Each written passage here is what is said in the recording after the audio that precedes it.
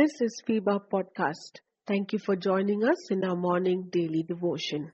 Precious people of God, as we continue to look at the Spirit-lived life, today let us look at salvation, God's protection for life here and hereafter.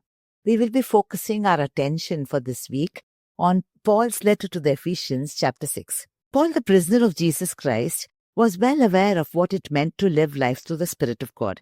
As he writes to the Ephesian church, he seeks to equip the ones he discipled to live a victorious life through the Spirit. And for this he chooses the imagery of the armor of the Roman guard at his house prison to encourage believers engaged in spiritual warfare that we are, through the Spirit of God, more than amply equipped for the war. A Roman soldier's helmet was called gallia. It was made up of bronze or iron, lined with leather, designed to absorb impact and safeguard the head and the brain. Injury to the head or the brain could most certainly be fatal in hand-to-hand combat.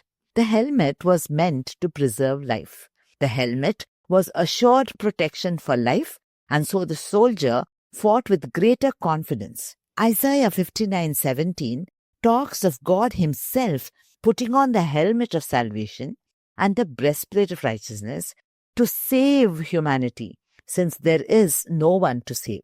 Spiritual battles are different from mortal struggles.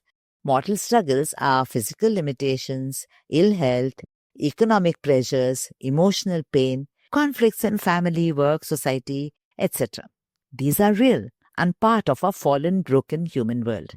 These often become the arena for spiritual battles, where forces of evil seek to distort truth, derail faith, and lead into sin.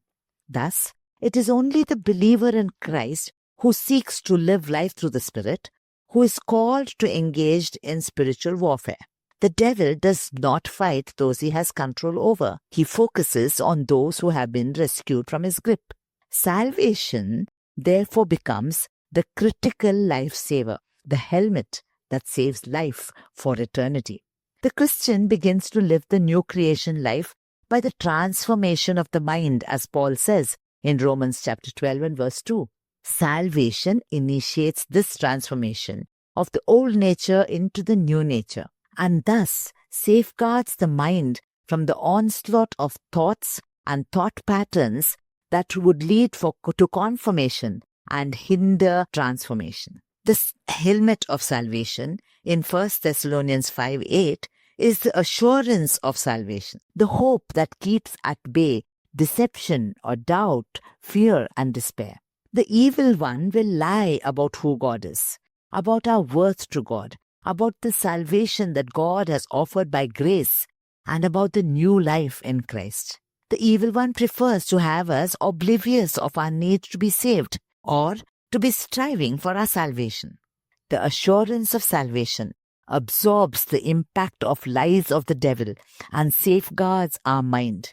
It gives us courage for the battle, and the hope of salvation strengthens us to fight the battle.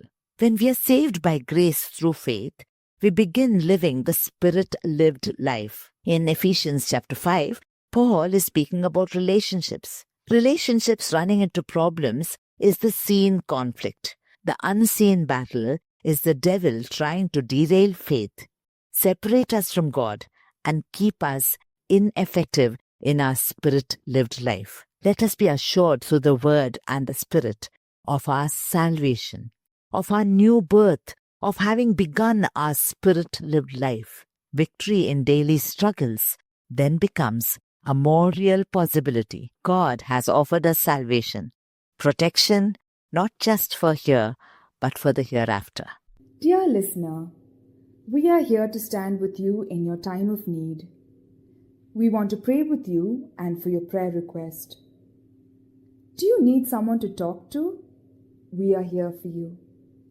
Call us or send a message at +91 636 425 2164 +91 636 425 2164. God bless you.